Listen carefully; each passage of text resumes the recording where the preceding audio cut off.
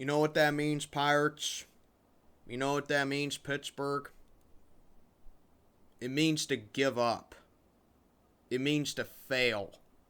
It means to throw in the towel and surrender.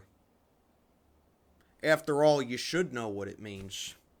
You've been doing that for the last 30 years. Steel Sermon in the house, Friday night. Another video for you guys.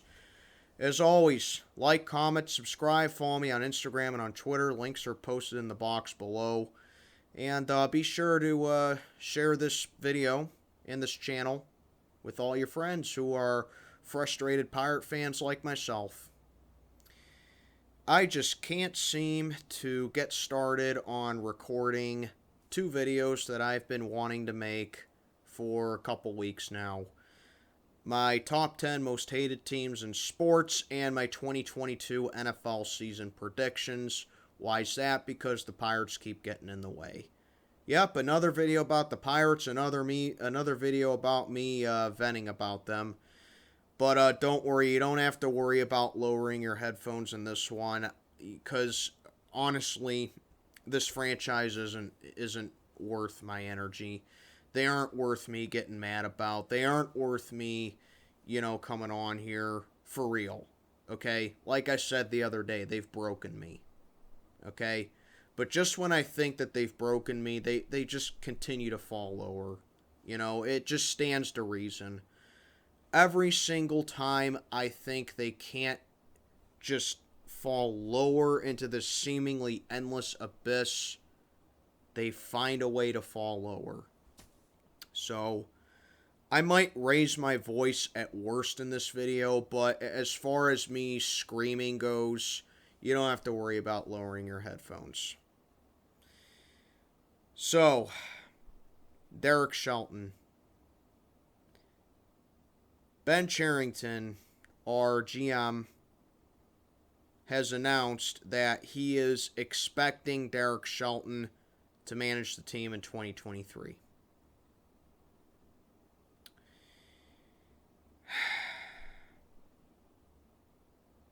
I don't know what to say. I don't know what to say. Came on here a week and a half ago and said, if you try to sell this fan base that this is the guy for this rebuild, if this is the guy for the regime that you have going on, Ben, I hope all season ticket holders cancel. Guess what? I hope they do cancel. And I hope that no one goes to the games. Like, literally, every home game the Pirates have next year, and even for the rest of this Red Series, okay?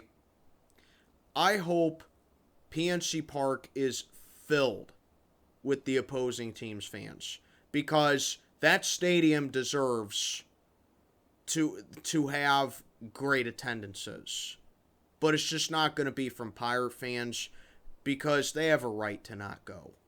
All right? You ever wonder why PNC Park is empty? It's because the fans don't want to support Bob Nutting.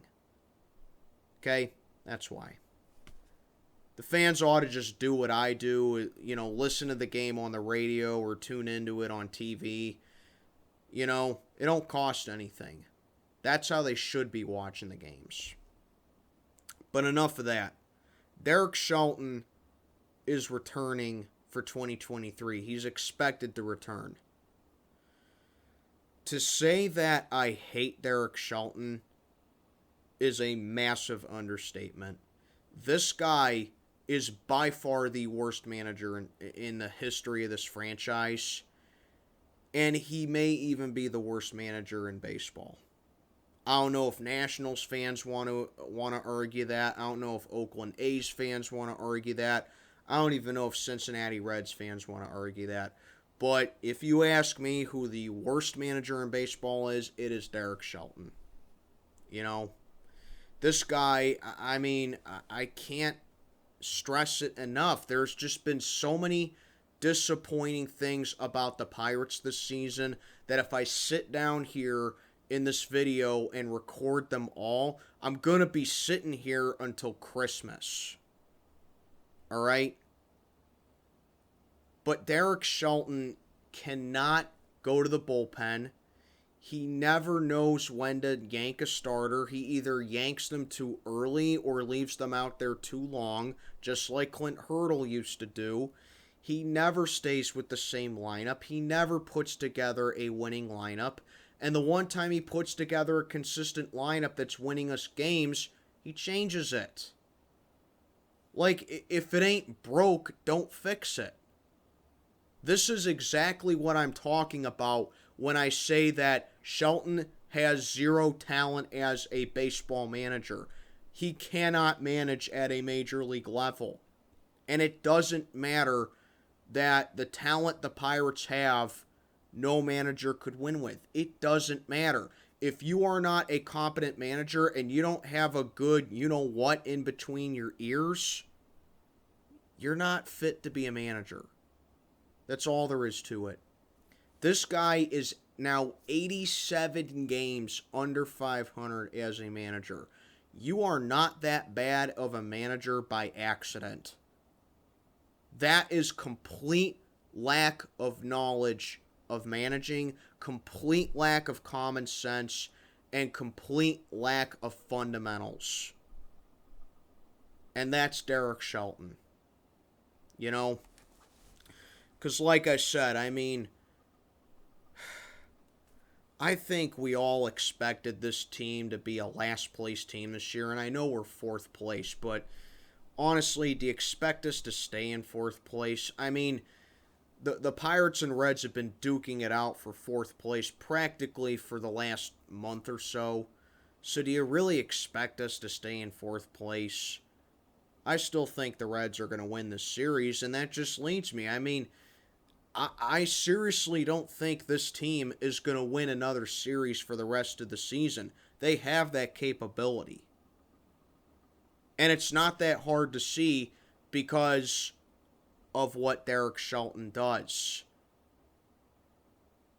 And I'll tell you, I really wanted to get behind Ben Cherrington. You know, you get rid of a guy like Adam Frazier, you get prospects for him, which I was okay with because, you know, you don't build a young team around a guy who's in his early 30s and, you know, he's had his cup of coffee with us and San Diego gave him an offer.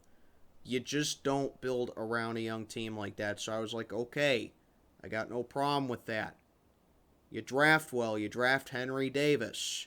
Granted, I still think we should have gotten Kumar Rocker, but you draft Henry Davis.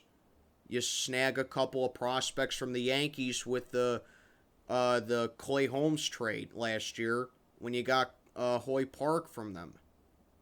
And I'm thinking to myself, you know what? Maybe this guy Ben Cherrington does know what he's doing. Maybe this guy is going to make us into a winner. Maybe we just have to be a bit more patient, you know? And I was willing to be patient with them. I tried to be patient with them, but they keep testing my patience. But how am I supposed to do it when the bad is outweighing the good? You know? This team has had so many disappointments since June. Now, granted, we didn't expect, like I said, we didn't expect much from them this season. But, you know, when they were winning those games, you kind of figured that, you know, maybe we're almost there. Maybe we're almost there. Brian Reynolds has been a disappointment this year. I know he had a fantastic series against the Red Sox, okay? He hit 3 two-run homers against them, 2 of them last night. Well, 2 of them Thursday night, I should say. So I know he's been picking up a little bit, but for a guy who's supposed to be a cornerstone for this franchise right now, I expect way better than for him to be batting in the 250s. So Brian Reynolds has been a disappointment. Ke'Bryan Hayes, okay, maybe I was a little harsh on him in my last video when I said he's an injury-prone piece of crap. Okay, he's not a piece of crap. And, you know, $70 million a year for him to stay on the IL. Look, his injuries are very concerning. And I'm not going to lie, he is injury prone. I mean, this is at least the fourth time this year that he's been injured. So he needs to stay healthy, all right? But he's definitely not a piece of crap, all right? He's probably the best defensive third baseman in the league. You know, he's saved the most amount of runs in the league. And then I remembered, we're not paying him $70 million. We're not paying him $70 million for his bat. We're paying it for his glove. But granted, I would like to see Ke'Bryan Hayes take that next step with his bat, because he has not been swinging a good bat. He just hasn't. So that's what I'm talking about when I come at Ke'Bryan Hayes. Okay? Kind of reminds me of Omar Vizquel a little bit. For you younger fans that don't know who Omar Vizquel was, he was a shortstop for the Cleveland Indians back in the 90s. He was a really good player, great defensive player. Not a good hitter, but he was a great defensive player. That's kind of what Ke'Bryan Hayes reminds me of. And then O'Neal Cruz. Like, you know, I'm not going to say he's disappointed me. Not yet. Granted, I am a little let down because, you know, some players in this league, they make an immediate splash and they make an immediate impact with the team. And I guess that's what I expected O'Neal Cruz to do. But, you know, I'm laying off on him for a little bit because he's 23, he's a rookie, and he still has a long way to go, you know. Now, granted, if he's still playing like this when he hits my age, I'm 26 years old, then we have a problem, obviously, because he was our number one prospect going into the season. But I'm not ready to give up on him yet, although, you know, he seems more tame at the plate. You know, Shelton, our manager, is telling him to take more fastballs. He seems to struggle with the off-speed pitches a little bit. So I'm not ready to give up on O'Neal Cruz yet. I still like him, but I'd be lying to you if I didn't say I was a little concerned about him. Okay? There's no really specific player on the Pirates that has disappointed me because, let's face it, I didn't expect much from them. I know I sound like a broken record, but the thing with me that just really disappoints me about the Pirates and what really pisses me off about them in general, and I think that I can speak for the majority of the fan base when I say this, aside from just bringing Derek Shelton back, aside from him just fumbling up the lineups, and aside from him just not knowing when to do things, it's just a reflection of what the front office is. And that's what this video is self-centered around. I have lost faith in Ben Cherrington. I really have. This time last year, I was sitting down talking about how this guy is going to save the franchise, how he's going to make this franchise into a winner again. Well, here we are. It's year 3 of a rebuild, or of what's supposed to be a rebuild, and now we're already talking about 2023, what's supposed to be year 4 of a 5-year rebuild. And we're still answering questions that were supposed to be answered back in spring. And it's late August right now. We are still answering questions that were supposed to have been answered on Mother's Day. That right there tells you what you need to know about the front office. And I am very upset, very frustrated, and very pissed off in general about how the Pirates have handled things. You know, everything from Travis Swaggerty not getting his chance, how they handled Jack Suwinski being sent down, and Diego Castillo. Granted, they were striking out a lot, but they handled it in just about the worst way possible. I mean, Diego Castillo changed his batting stance 4 times this season, and that should not be happening to a guy who's in his early 20s. Just should not happen. You know? Like I said, these fill-ins and these questions about the team should have been answered back in May. And we're now entering September, rounding out August, And we're still scratching our heads about stuff like this. You should know who's in your rotation, Ben and Derek. You should know who's going to be the answer at first base. You should know what the outfield's going to look like. You should know what the back end of the bullpen is going to look like. You should know who's culpable of being in the starting rotation. I mean, why do you keep doing this? What is the thought process of just putting in a lineup for the sake of putting in a lineup? Because to be frank with you, instead of looking at what you have in the guys in the farm system, you're putting in players who suck. You're putting in players who are mediocre to terrible and would not be picked up by other teams in their right mind over guys who you need to see play at a major league level, like Hoy Park, like Diego Castillo, like Tupaquino Marcano, like O'Neal Cruz, like Cal Mitchell, like Travis Swaggerty. And we're not seeing it. I mean, you're getting these random guys up like Josh Van Meter and Kevin Padlo and Manny Buenuelos. What about Cody Bolton? What about Travis Swaggerty? What about Nick Gonzalez? Why are we not seeing these players that have been in A-ball for 2 to 3 years and giving them their chance? When you have hard-ons, quite frankly, to put it like that, for these guys who are mediocre and would never be signed to a major league team, on any level. Do you think a team like the Oakland A's would want these guys? Do you think a team like the Nationals would want these guys? Do you think that the Dodgers would want these guys? No, they wouldn't. They have no business being in the MLB. And that right there falls on Derek Shelton. It does. Remember back in June when we swept the Dodgers? Remember when we beat the Yankees that one time?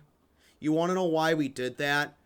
Because we were letting the young guys play. We were letting them get their feet wet in the MLB. And they were being productive. Remember when we curb stomped the Cubs and we came back against them in that incredible effort? You want to know why we did that? Because we were letting the young guys play. If you want to inject a spark and you want to inject life into this team, let the kids play. That's how you rebuild. Nope. Derek Shelton just keeps on putting in the cast-offs and the rejects. Now, granted, he has been playing Rodolfo Castro more, and I think Rodolfo Castro is a very immature player. He has very spastic moments aside from the cell phone thing and why he was appealing it. That's just, that's just the poster child version of it, But Rodolfo Castro, like him or not, he's a switch hitting sensation. And that's something that the Pirates haven't had in a very long time. So he's essential to the team whether we like him or not, and we need to see more of him. But what is the point of me saying that if you're just going to keep on putting in the cast-offs? Josh Van Meter and Kevin Padlo are your guys. Are you serious? Over the guys in the farm that we should be seeing? Which leads me into talking about this. Why do you think that Derek Shelton is the best option? What have the Pirates done to deserve respect? Okay? Remember what Dennis Eckersley said. A hodgepodge of nothingness. Now, as harsh as that may seem, I want you to tell me what he's wrong about. because he's not wrong about anything. And I hate the fact that he's right about it. Like I said, this is year 3 of what's supposed to be a 5-year rebuild, and we're still shaking our heads in pure curiousness about what this franchise is doing. And it should not be they should not be starting these kind of players. You know, it's one thing to be a bad team, but to be a bad team and to have bad players, it's a completely different thing. You know, at least the Anaheim Angels over there, for as bad as they are, at least they got Shohei Ohtani and Mike Trout. You know, at least the Cincinnati Reds have Joey Votto. It's just sad, man. It's just depressing. At least the Kansas City Royals have prospects that are going to be in the MLB. The Pirates, I mean, this team is just depressing. And when, big shout out to Ethan Smith, he runs a podcast called Locked On Pirates. Go check it out. When Ethan Smith, one of the most optimistic Pirate fans that I've seen, probably the most optimistic Pirate fan that I've ever seen, he's always saying, oh, the Pirates just need to do this and the Pirates just need to do that. When even Ethan Smith is saying, you know what, this team sucks, they suck. And we're bringing back Derek Shelton. You know, like I said, I mean, we should not be starting these guys who are mediocre. And Shelton's going to keep putting them in the lineup. Because remember what I said in my video the other day? I feel awful for these pitchers because every time they take the bump, they have a mindset of, I can't make one mistake. I can't throw one bad pitch because I'll lose the game and I'm going to get no support. It's like playing the game Operation with these pitchers. You guys have played the game Operation before, right? You know, like when you're using them tweezers to pull out the bones or the other stuff that's inside the plastic guy, and if you touch the metal rod, an alarm goes off and his nose lights up. That's what the Pirates' rotation is like. It's like playing the game Operation. And this guy's going to be the manager in 2023. Like I said at the beginning, I mean, do these fans even want to come to the stadium for next year, knowing that you're going to get the same results and we're probably going to have the same record this time next year, maybe even worse? I mean, let me put it into perspective, all right? Guys, I'm trying to get down to PNC Park to catch the final game of the season. It's a home game against the St. Louis Cardinals. Me, my brother-in-law, and a friend of mine, my brother, my sister-in-law, and a friend of mine, we're all trying to go down to the game on October 5th to catch the final game of the season. And we all know how expensive gas is nowadays, and with the cost of hotels and the concessions and the tickets themselves, I'm looking at spending close to $1,000 for a day. That's a lot of money. May not be a lot of money to other people, but it's a lot of money to me. Do I really want to drive down south 75 minutes to watch a dollar store product take the field, knowing that in 2023 it's going to be the same thing because the manager's still going to be there? Do I really think it's worth it? Do I even think it's worth tuning into the games on TV? I mean, let this sink in. Derek Shelton's coming back.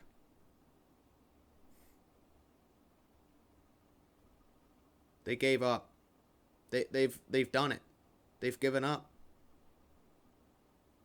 Year 4, I mean, next year's supposed to be year 4. The rebuild should be winding down next year. It's supposed to be year 4 of a 5-year rebuild. And It looks like they're still going to be this hot mess that they've been. And I don't know when it's going to end. I know it's not all Derek Shelton's fault. It is the ownership. It is the front office. Ben Cherrington, you're going to have to do a complete 180 for me to have to buy into you again, because there's an old saying with trust. Trust is like glass. When it's broken, it's never the same again.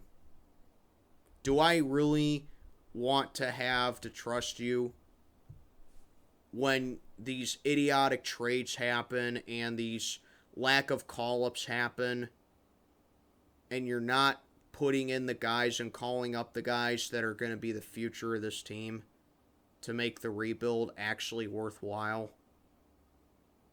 Because next year it's going to be the same thing. You're bringing back Derek Shelton.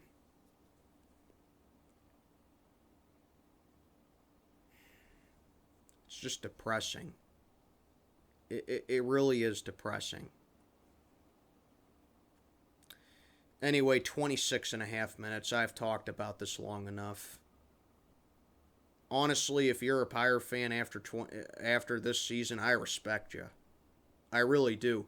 You have my utmost respect if you are a Pirate fan after 2022 for having to put up with this crap like me. But, that'll do it. Like, comment, subscribe, follow me on Instagram and Twitter. Links are posted down below. Steel Sermon, checking on out for the night. You all have a good one, okay?